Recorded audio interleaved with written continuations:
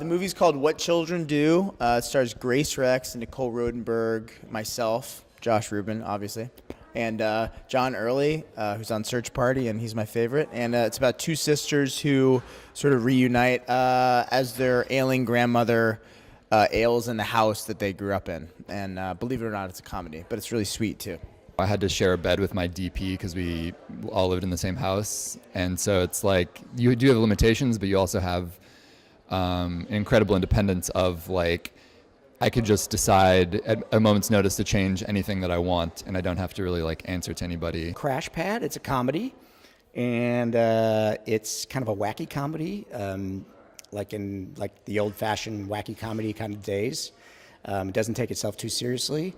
It's about a character named Stensland who has an affair with an older woman, and he falls madly in love with her. And to her, it was just a one-night stand. It's based on a sort of a true story that the writer had experienced. He had a fling with an older woman and thought he was in love, and then she went back to her husband, and he was devastated. So it's kind of, it starts out as that, and then it continues to get more wacky after that. Like one of those really long cigarettes or like a chopstick. Like a really big chopstick. Yo, what's up?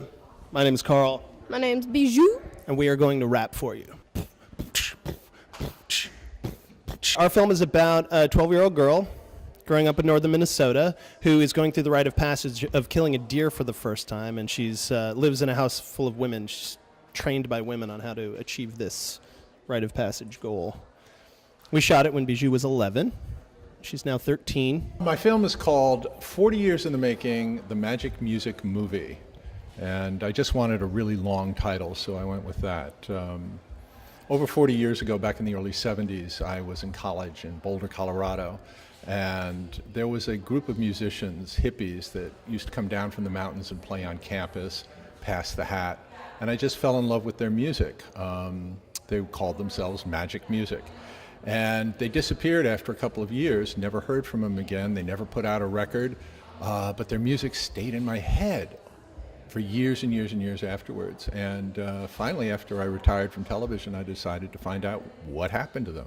Boulder, Colorado, in the early 70s is basically where Woodstock went after 1969. It was a really artistically and physically free community. And I think Woodstock is a great match for it. So our film is called The Light of the Moon. It's starring Stephanie Beatrice from Brooklyn Nine-Nine, and she's playing Bonnie, who is a young Brooklyn, New York City architect, and she's actually sexually assaulted one evening out, and it's actually about the aftermath of that, so the first 6 weeks following that and her recovery. We're hoping that people enjoy the film, feel moved by the film, have a genuine response, feel like they've learned something and identify with the people within the film. We're also hoping that it helps.